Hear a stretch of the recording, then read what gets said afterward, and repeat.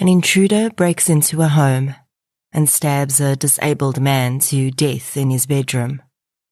The robbery gone wrong seemingly devastates the man's widow, who was watching television just meters away at the time.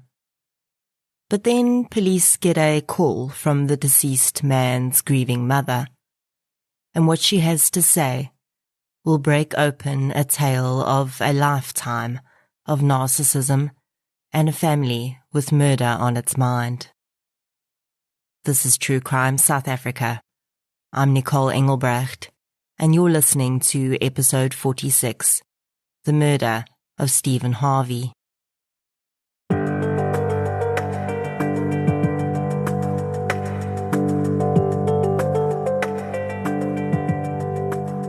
Before we get into today's episode, I'd like to thank our most recent Patreon supporters. A huge thank you goes out to Lauren Patrick, Mark Soper, Kelly Snyders, Donovan Harvey, Courtney Norco, and Antoinette van der Plas for their support on Patreon, as well as Ilka Zenskarali and Sarah Duyaga on PayPal. Thank you so much for your support, everyone. It is greatly appreciated. If you'd like to support the show on Patreon or PayPal, I'll leave the links in the show notes. As always, any form of support is greatly appreciated, and it doesn't have to be financial. Sharing of episodes, inviting your friends and family to listen, and interacting on social media all go a long way to keep the show growing and improving. The case I'm covering today is closely related to some of the murder cases we've been seeing lately, in which women have been accused of either killing or arranging the murder of their husbands. It also raises a few other issues, though, among them the validity and usefulness of the battered woman defense, and also how some mothers can be inherently poisonous in the lives of their children. In researching this case, I used the book Killer Woman by Chris Carsten, as well as a few media articles and research papers on the battered woman defense in South Africa. This case is one of those, though, that may just leave us with more questions than answers. So let's get into episode 46, The Murder of Stephen Harvey. The following episode may contain sensitive material, including descriptions of violence, sexual assault, or graphic descriptions of injuries to victims. If you feel you may be triggered by such material, please consider this before accessing our content. To access trauma counseling or services, please see the helpline information on our show notes.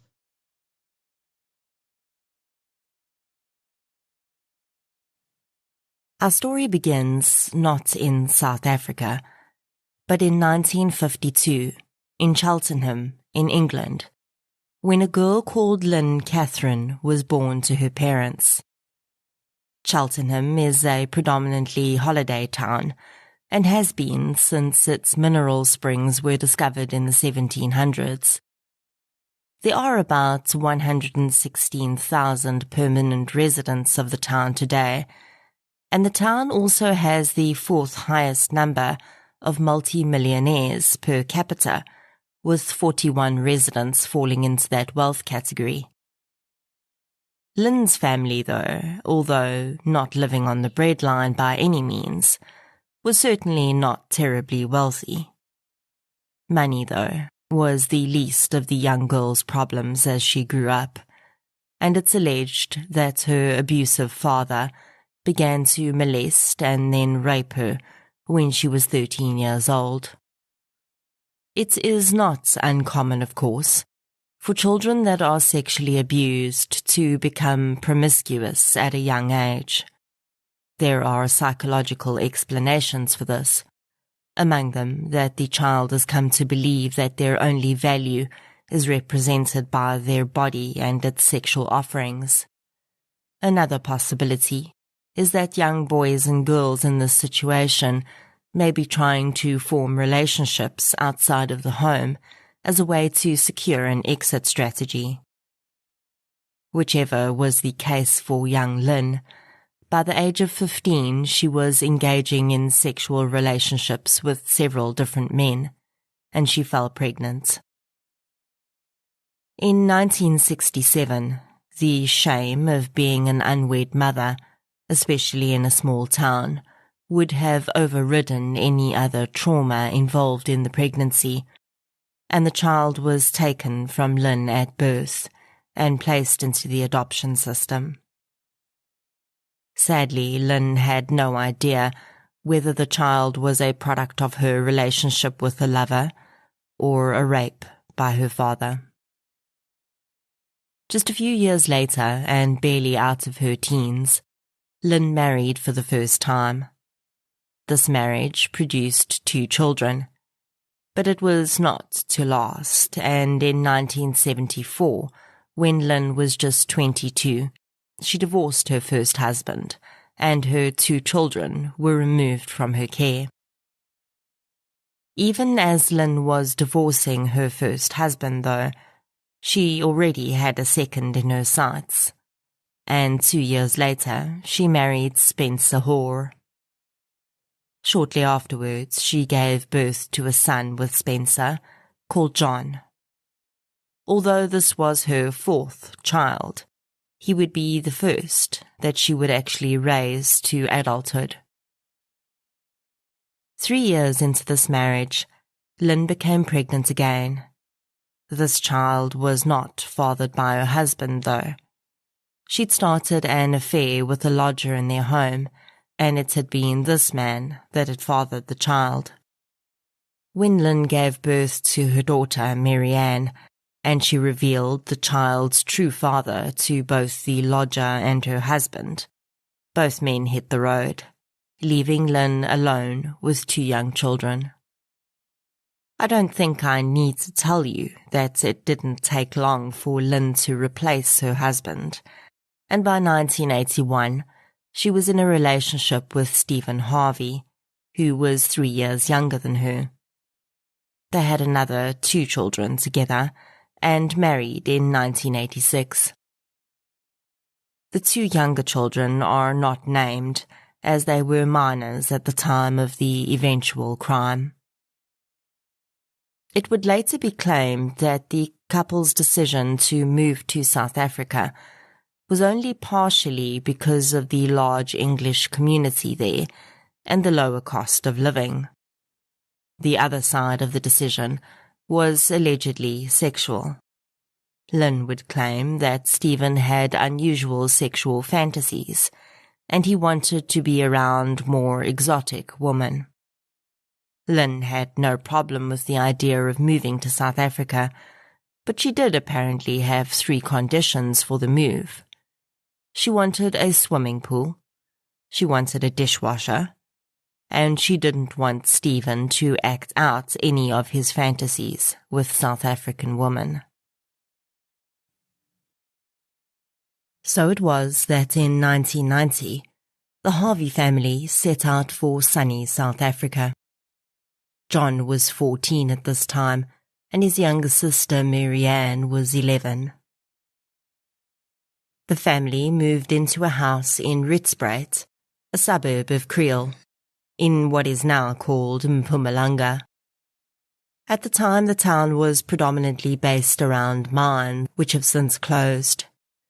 In the hopes of finding work, people had flooded from rural areas to the town, and several informal settlements had sprung up around it.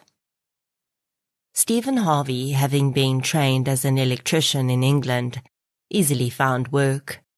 He also occasionally employed local men to assist with repairs and work at his property as well. One such man was Mpho Mkwena.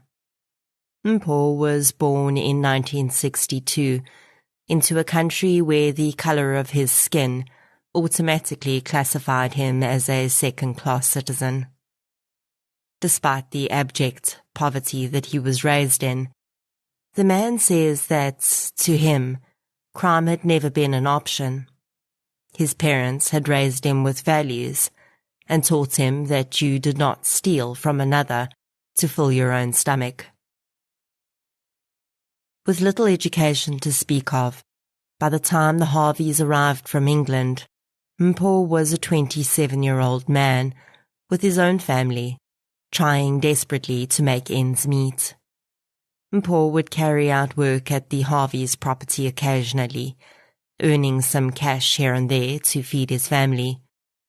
He would later say, without elaborating, that he had been shocked by some of the behavior he'd seen at their home. In 1992, Stephen Harvey was involved in a car accident. His left leg had to be amputated and he lost his job. Lynn would later say that this had been a turning point in their marriage, as Stephen had started to drink heavily and she had joined him. It would also later emerge that Lynn had been discussing her plans for her husband for several years. She had at some points decided that her third marriage was no longer working for her, but this time she wasn't interested in divorce. The end to this marriage would be much more final. It is unknown when she decided to draw her children into the plan, nor how many other plans she'd attempted before the night of the 25th of September, 1999. But what we do know now is that Stephen and Lynn were at home alone that night. The older children had taken the younger children out to a bowling alley. Stephen was extremely intoxicated that night. Later evidence would lead to the conclusion that he had been encouraged to drink even more than he usually did, so that he would be completely helpless to what was coming. What was coming was an intruder with nefarious intentions. But at the moment that the man entered Stephen's bedroom and found him sitting on his bed, Stephen would have recognized him immediately. It was his part-time employee, Mpho Mokoena. Stephen Harvey was stabbed viciously, and despite his attempts to defend himself with his crutches, Mpho got the better of him. The struggle ended with Stephen laying on the floor, bleeding to death from a slashed throat.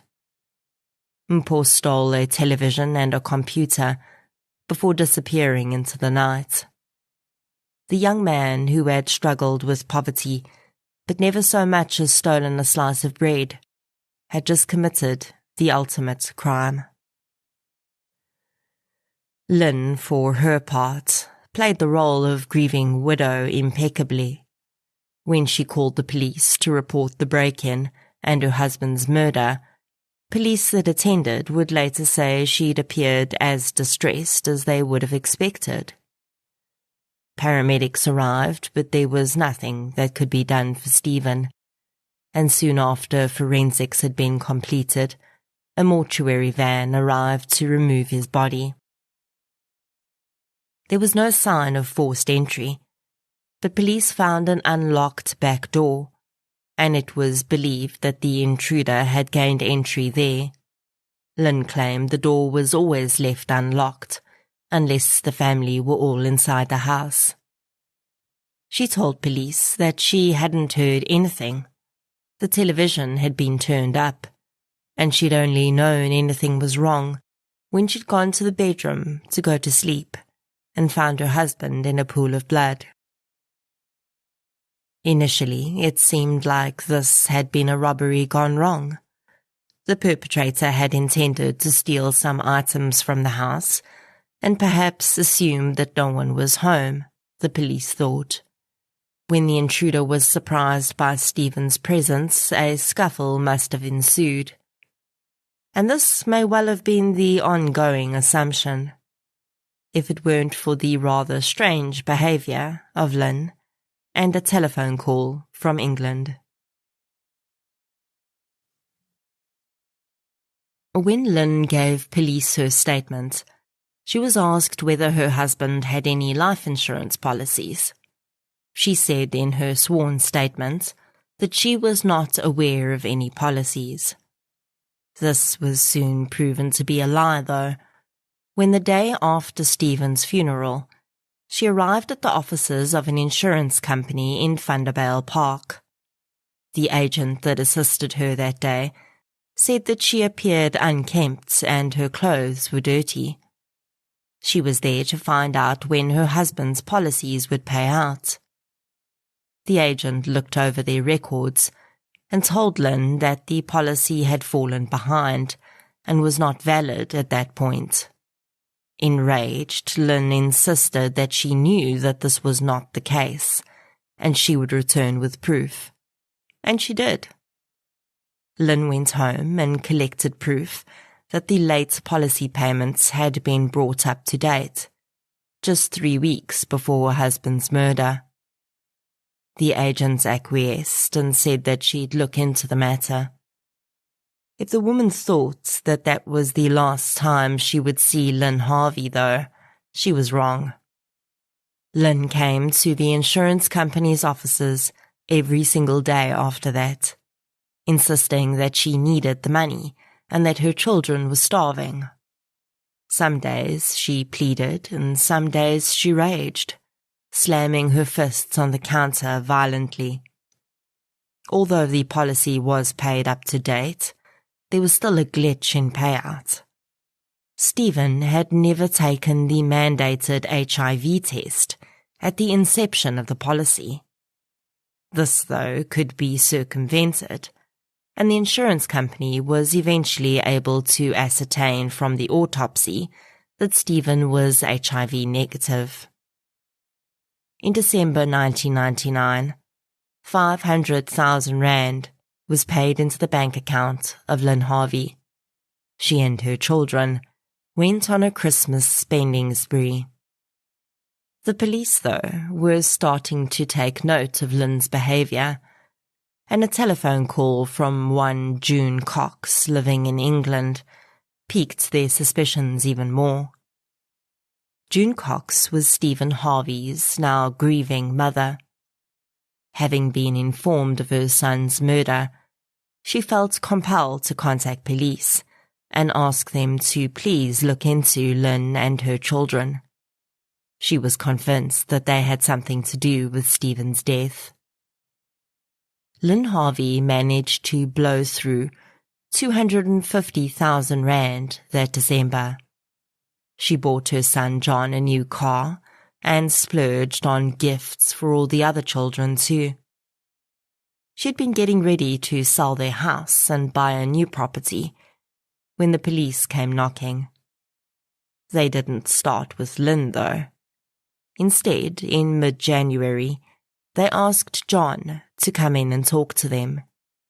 He would never leave the custody of the police. Within a week, Mpho Mkwena, Lynn Harvey, and Marianne Harvey had all been arrested. The 2 younger children were placed in the custody of relatives of Stephen that lived in South Africa. During Lynn's bail application, it became clear that she planned to stick with a very specific defence. She, Lynn claimed, was a victim of domestic violence. Her husband had beaten and abused her throughout their marriage, she said. But when he'd had his accident, things had gotten much worse. The tipping point for her, she claimed in court, was the day that she'd noticed Stephen behaving inappropriately with their 11-year-old daughter. That was when she decided that he had to die so that they could all be free of the man she called a monster. She also said that she believed Stephen had sexually abused Marianne as well. Marianne decided to turn against her mother, brother and Mpho and became a state witness in the trial. She denied that Stephen was a needlessly violent man. She said that their entire household was aggressive and violent in nature.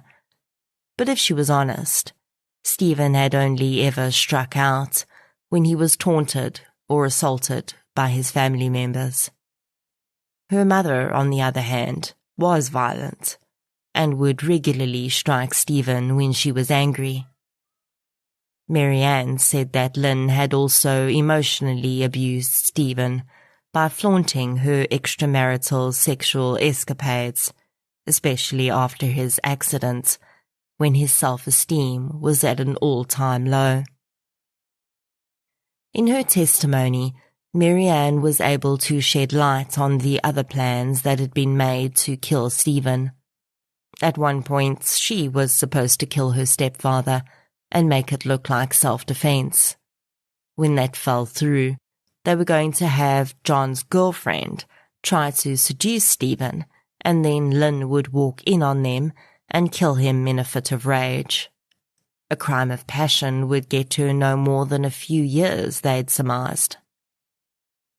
John's girlfriend, however, backed out of that plan, and eventually it was decided that John would hire someone to kill Stephen, and he didn't need to look very far, because Mpho was standing right outside their door, doing work on the property.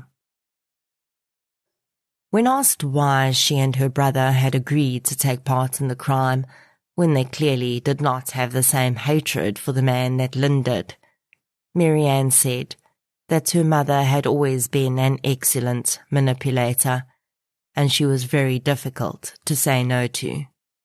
The girl said that Lynn had filled John's head on a daily basis with stories of how Stephen was abusing her in a myriad of ways. Marianne did not believe the stories, but John had. She confirmed that Lynn and the entire family had been well aware of the large life policy in Stephen's name. Lynn had mentioned it over and over, and Marianne had drawn the conclusion that this was her real motive. Lynn sat in the courtroom throughout her daughter's evidence, shaking her head. Her attorney would then attempt to discredit Marianne by claiming that she had multiple personality disorder.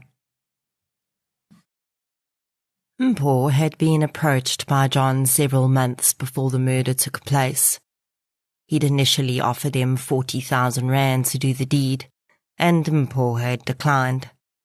When he upped the ante to 60,000, he says he reluctantly agreed. Mpho claimed that he felt very bad about the murder, and he hadn't wanted to do it at all. Once he had given John his word, though, he felt bound to the man, whether there was money involved or not. Mpho's fee was supposed to come out of the life insurance money that was paid to Lynn. Despite the Harvey family's very Merry Christmas, Mpho had not seen a cent of what was owed to him. He explained that John had phoned him almost every day leading up to the murder, making sure that he understood what needed to be done. John had not specified what type of weapon should be used. He just wanted Stephen dead. On the designated night, he had arrived at the house and Lynn had let him in and showed him to Stephen's bedroom. About his skewed alleged moral obligation to keep his word, Mpho said, quote, "I felt that if I backed out, I would be a bad person in their eyes." End quote. When Lynn took the stand in her own defense, she did as much as she could to work the battered woman defense. She spoke about her childhood abuse and the children that had been adopted out and taken away from her. She claimed that she'd divorced 2 of her husbands because they were harming her children. She then told the court how she'd been sexually abused by Stephen throughout her marriage, and had even suffered permanent physical damage from the abuse. She claimed that her husband was a sexual sadist, and that he could only achieve an orgasm when she was in pain. She said that he was not just an alcoholic, but had also become addicted to his pain medication and used dagga. Lynn explained that shortly before his death, she had argued with Stephen about an incident that had occurred when Marianne was 3 years old. He had been bathing with a child, and Lynn said that the child had accidentally touched his private parts. and Stephen had not discouraged it.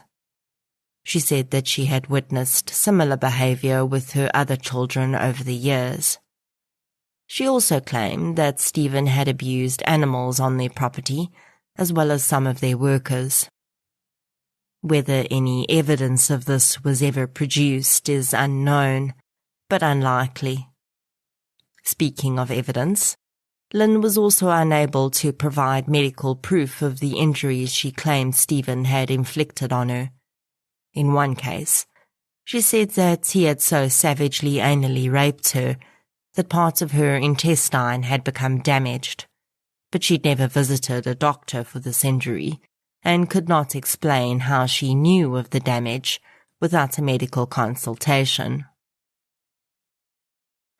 Lynn claimed that on the evening of the murder, when her children had left for the bowling alley, her 11-year-old had shouted, "Kill him, Mommy, kill him," as she left the house.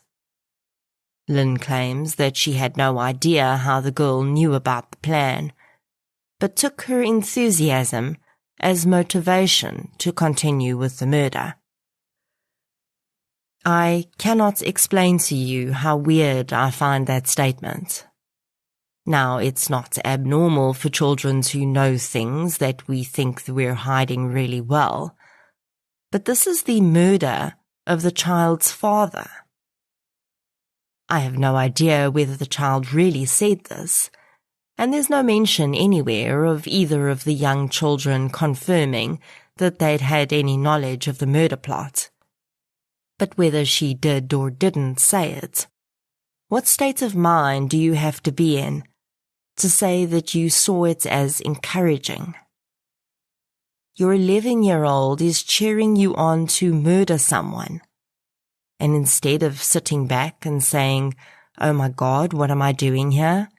you say, "Well, the 11-year-old child thinks it's a good idea, so let's just go with it." Of all the absolute strangeness of this case, that one really tops the pile for me.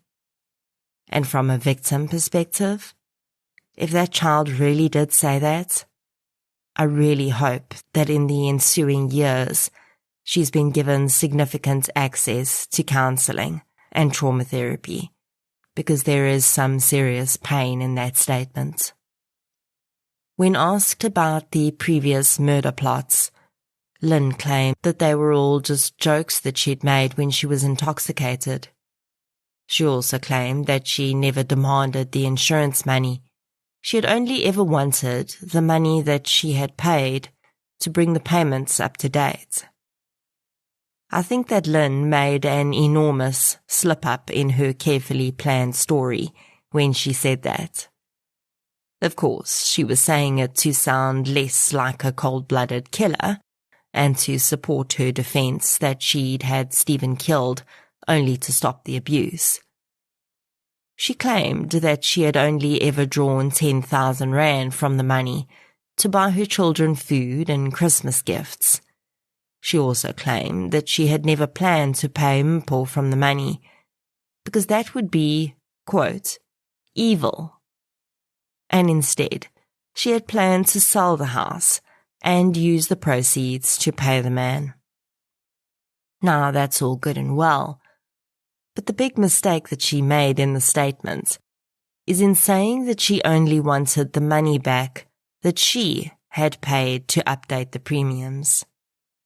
Lynn said that she knew nothing about the policy when police had asked her, and if she didn't want any of the policy money and it wasn't her motive, why not just let it lapse? Why pay up the premiums 3 weeks before you had your husband killed? John did not testify on his own behalf, but he did make statements which were read into evidence during the trial. He said that he'd never wanted to be involved in the murder, and he only acted as a go-between between Mpho and his mother. John tried to protect his mother right up to the end, and allegedly confessed because he thought that he could take all of the heat on himself and avoid involving his mother and sister.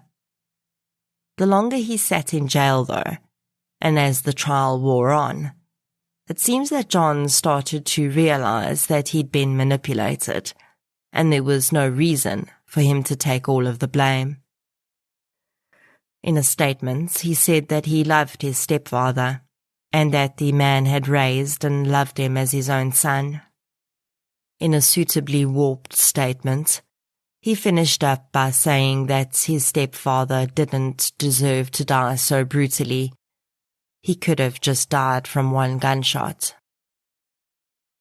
John Hoare, Lynn Harvey, and Mpho Mokoena were all found guilty of murder. In the sentencing hearing, June Cox, having come from England to attend the trial, took the stand in an effort to reinstate her son's memory.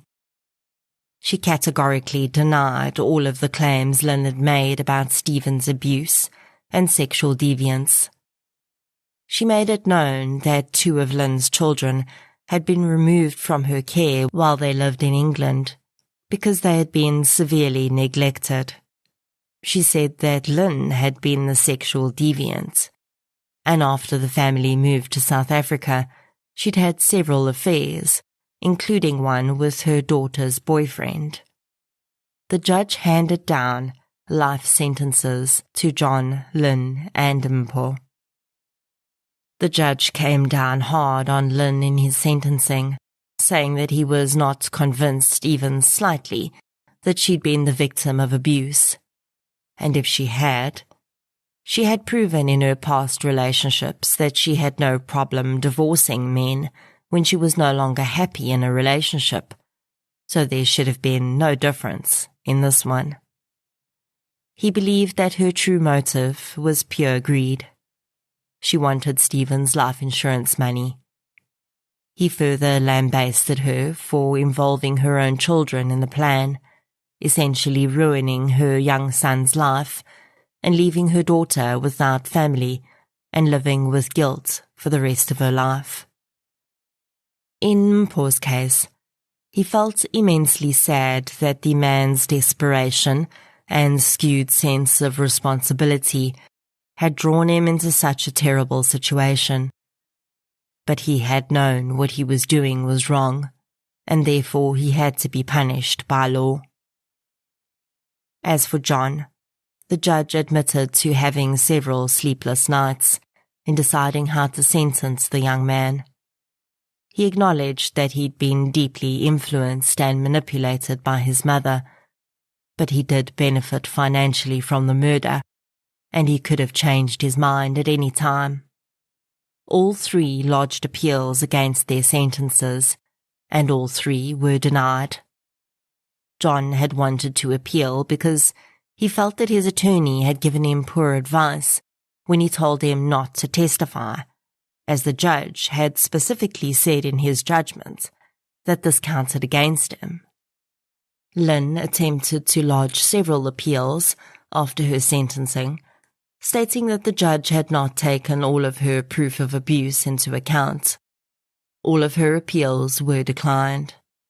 A few years after Lynn started serving her sentence, True Love magazine did an article on women serving life sentences.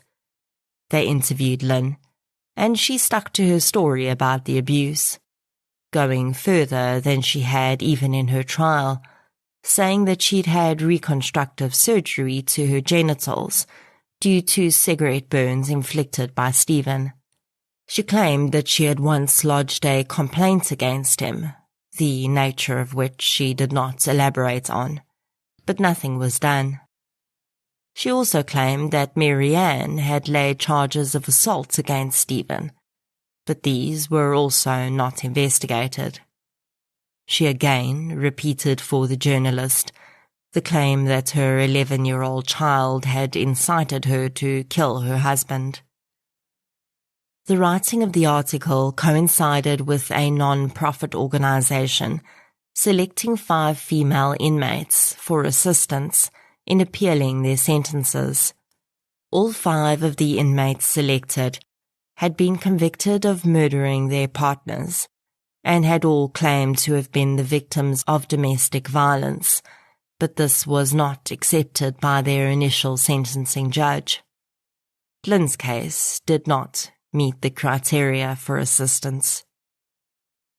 In my mind, which is no way expert in these matters, I automatically thought that in order to qualify for a so-called battered woman defense, surely the murder cannot be premeditated. I picture a victim of abuse snapping one day and picking up a gun while her husband's sleeping and killing him because she truly believes that is the only way out. That is not entirely accurate though, as I would learn in researching this case. I used a research paper by Flora Schaber entitled Critical Analysis of Expert Evidence Used in Support of the Battered Woman Syndrome Defense, to better understand the concept of what is loosely referred to as battered woman syndrome. There have been many cases in South African history in which women have had other parties kill their husbands and still managed to prove a battered woman defense. The distinction in law is firstly whether a defendant has criminal capacity. In other words, the responsibility for criminal actions. Criminal incapacity defenses fall into two groups, pathological and non-pathological. Pathological criminal incapacity will be found if a person has a mental illness that is found to have made them unable to appreciate the consequences of their actions. Non-pathological criminal incapacity will include various other defenses, such as self-defense. The so-called battered woman defense falls into this group. Some of the other elements which may prove non-pathological criminal incapacity are emotional stress, youthfulness, intoxication, provocation, and the battered woman syndrome. Essentially, the woman is attempting to prove that she behaved in a normal way in an abnormal situation. So a lawyer will never say they are using a battered woman defense, but what they will say is that they are attempting to prove non-pathological criminal incapacity due to the existence of battered woman syndrome in the defendant. Battered woman syndrome was first acknowledged as a syndrome in the 1970s, and it was initially termed as learned helplessness. The full description of the syndrome is as follows, quote, that the woman could not leave the relationship due to learned helplessness, nor could they fight back when actually being attacked.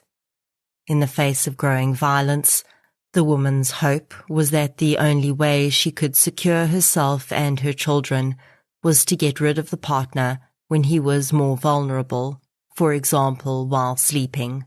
End quote.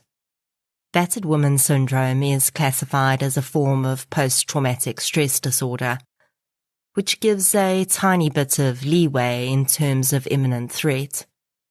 In order to suffer from battered woman syndrome and use this as a defense, a woman does not have to have a gun pressed to her head. Because in the post-traumatic stress disorders, the sufferer will constantly feel under threat, regardless of whether there is an actual physical threat. Women with battered woman syndrome will constantly feel that their partners could kill them at any moment. In attempting to use this defense in court, the defendant would first have to prove that they do indeed suffer from the syndrome. Then they would have to prove that they acted in the same way that an average person suffering from the syndrome would act. If a woman is unable to prove that she suffers from battered woman syndrome, there are other defenses open to her, including self-defense, non-pathological automatism, meaning you acted automatically without thought, diminished capacity, which means that you were unable to understand the wrongness of your actions in that moment, provocation, meaning that something the victim did elicited such a strong emotional response in you that you had no control over your actions in that moment. Warranted excuse defense, which means that the defendant was reacting to a criminal act that was being perpetrated upon her. And finally, necessity defense, which is slightly different from self-defense in that the victim could be harming someone other than you, including your children or your property. So when women use hitmen to kill their husbands, they first need to qualify themselves as suffering from battered woman syndrome, and then they need to prove that their actions constituted that of a normal person with the syndrome. Lynn was unable to prove even that she suffered from battered woman syndrome. One of the first requirements of proving the syndrome is that you must produce expert evidence to support it, and Lynn did not do this. She had no medical, psychological, or psychiatric reports to prove that she had experienced this element of learned helplessness. Even if there was an element of abuse in Lynn's marriage, she did not prove without a shadow of a doubt that her motive had solely been that of getting away from her alleged abuser. Without seeing complete court transcripts, it's difficult to know exactly what evidence Lynn's attorney presented on her behalf. And honestly, even if she had in some way proven that she was being abused, the fact that she involved her children in the murder takes this to a totally different level, in my opinion. If, as she claims, she was trying to protect her children and herself from Stephen, why would she drag her adult children into the murder? Why would she not approach Mpho herself, directly? She could have kept the other two completely in the dark, and then, even if she was caught, at least her children would not be involved. Would that not be what a truly loving and caring mother would do?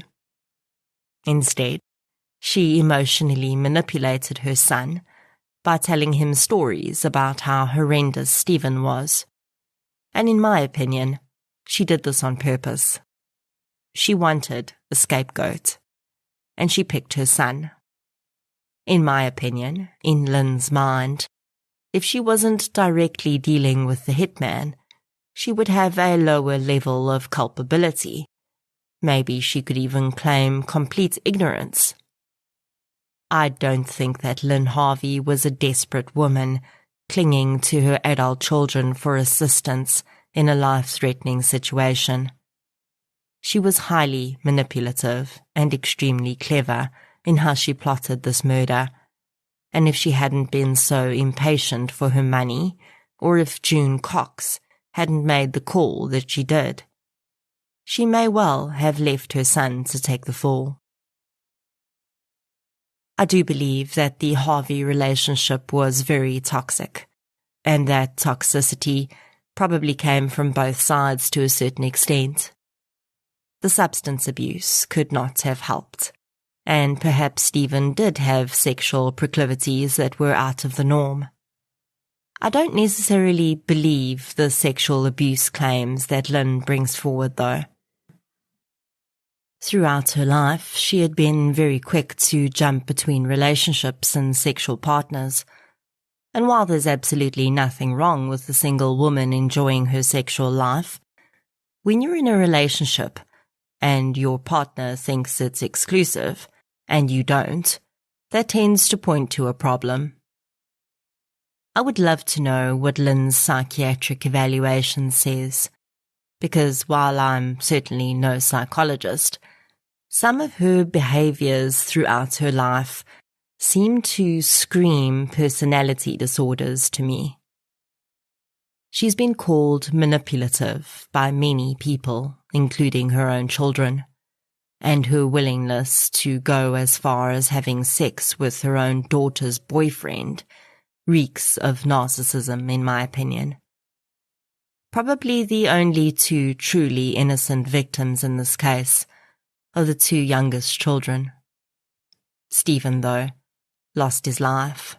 And no matter what he did or didn't do, he didn't deserve that. From the comments of the two older children, I tend to think that if anyone was being abused consistently in this relationship, it was probably Stephen. Lynn seemed to have done an excellent job of turning the family against him, and he responded by drinking himself into oblivion. After his accident, he needed a healthy environment and a supportive family, but he found himself in a home where he was ridiculed, taunted, and eventually slaughtered. If this case has taught me anything, it's not to take anything at face value. It would be so easy to want to believe Lynn, because you don't want to believe that a woman would lie about domestic violence or sexual abuse. You certainly don't want to think that a mother would purposefully put her children in harm's way or manipulate them for her own ends. But that, at least as far as I'm concerned, is exactly what she did. And in my opinion, Lynn Harvey is exactly where she belongs.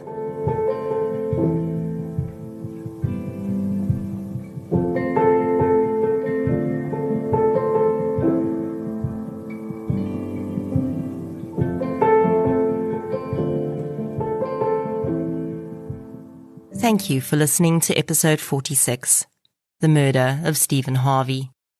If you enjoyed this episode, please be sure to subscribe to the show on the platform you're using to listen right now. You can also follow us on social media. We're on Facebook, Twitter, and Instagram. I'll be back next week with a Spotlight minisode. Until then, as always, thank you for your support, and I'll chat to you soon.